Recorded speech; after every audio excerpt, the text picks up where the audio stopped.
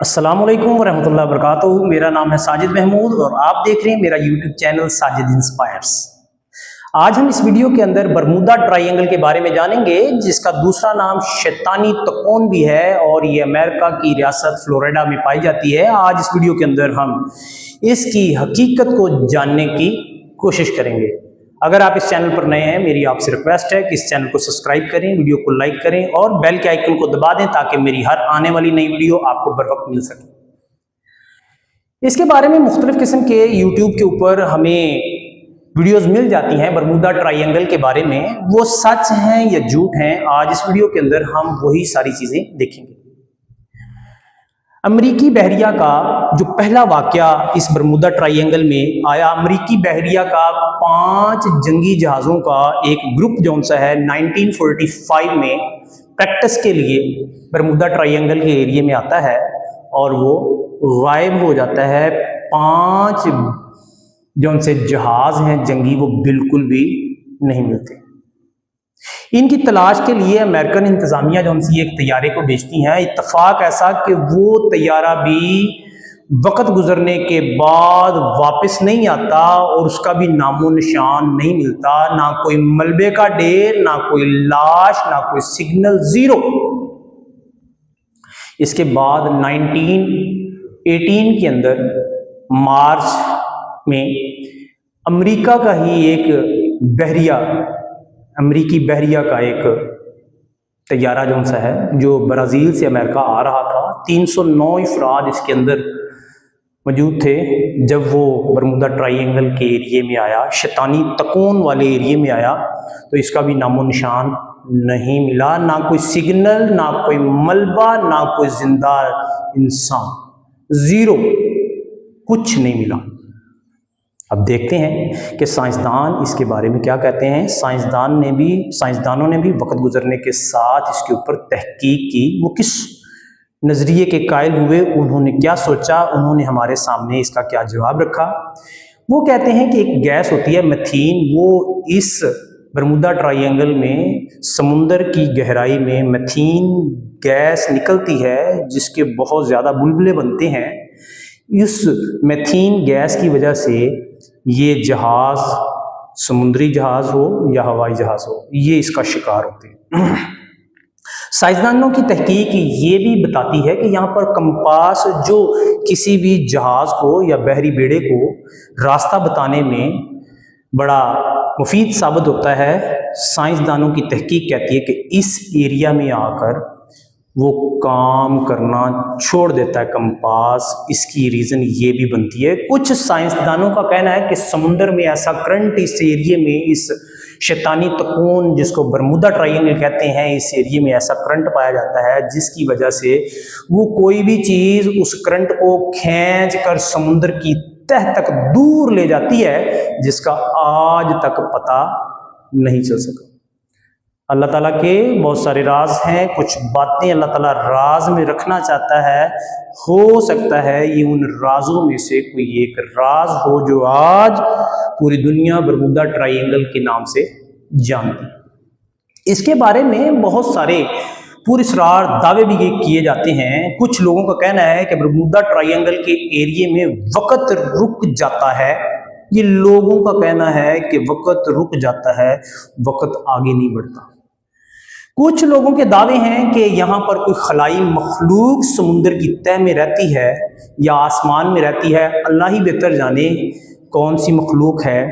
लोग इस चीज़ का भी दावा करते हैं। कुछ लोगों का कहना है कि यहाँ पर जिन्नात हैं, जिन्नात का बसेरा है समुंदर की तह में, आसमान की बुलंदियों में, इस बरमूदा ट्रायंगल के एरिया में, जिसकी वजह से यहाँ पर जहाज और बहरी बेड़े गायब हो जाते हैं। कुछ लोगों का ख्याल है, कुछ लोग इसको पुरस्कार तौर पर दावा करते हैं कि यहाँ पर कुछ शैतानी कुव्वतें हैं जो यहाँ पर बसेरा किए हुए हैं समुंदर की तह में, आसमान की बुलंदियों में और इस ट्रायंगल की एरिया के अंदर, जिसकी वजह से यहाँ पर बहरी बेड़े और जहाज जो से हैं वो ख़त्म हो जाते हैं। उनका नामो निशान नहीं मिलता, ना कोई लाश मिलती है, ना कोई मलबा, ना कोई सिग्नल, ये लोगों के दावे हैं और यूट्यूब के ऊपर हमें बहुत सारे इस तरह के बरमूदा ट्रायंगल के बारे में दावे भी मिलते हैं और बहुत सारी कहानियां भी सुनने को मिलती। सवाल ये है कि क्या बरमूदा ट्रायंगल के एरिया में ही ये वाकयात होते हैं? क्या कुरान से इसका कोई लिंक जुड़ा हुआ है? अल्लाह रब्बुल इज़्ज़त कुरान पाक की सूरत जासिया के अंदर आयत नंबर 12 के अंदर फरमाता है, वो है जो समुंदर में तुम्हारे लिए कश्तियां चलाता है ताकि तुम इसका फजल तलाश करो। अल्लाह रब्बुल इज़्ज़त ने समुंदर के बारे में कुरान पाक के अंदर सूरत जासिया की आयत नंबर 12 के अंदर ये तस्करा किया, क्योंकि कुरान मोहम्मद सल्लल्लाहु अलैहि वसल्लम पर नाज़िल हुआ। कुरान हमें सच्चाई का दर्स देता है, कुरान हमें सच बताने की हदायत करता है, झूठ जौन सा है उसके ऊपर मना करता है कि झूठी बात नहीं कहनी। इसलिए हमें भी बरमूदा ट्रायंगल हो या दुनिया का कोई काम हो, हम उसके ऊपर तहकीक के साथ सच पर मबनी जौन सी है वो मालूमात एक दूसरे को दें।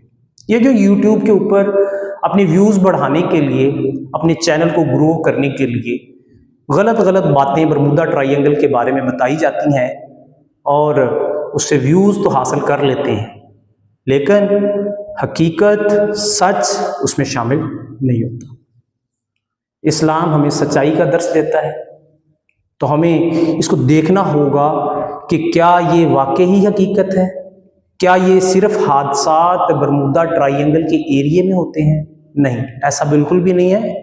दुनिया के तमाम समुद्रों के अंदर ये हादसात होते रहते हैं। आप भी इस बात से इत्तफाक करेंगे कि कभी किसी समुंदर के अंदर तो कभी किसी समुंदर के अंदर मुख्तलिफ किस्म के बहरी बेड़े या हवाई जहाज जौन सा है वो इसका हिस्सा बन जाते हैं। ये जिंदगी का हिस्सा है, ये हादसात तमाम समुद्रों में होते रहते हैं, सिर्फ बरमूदा ट्रायंगल में नहीं होते।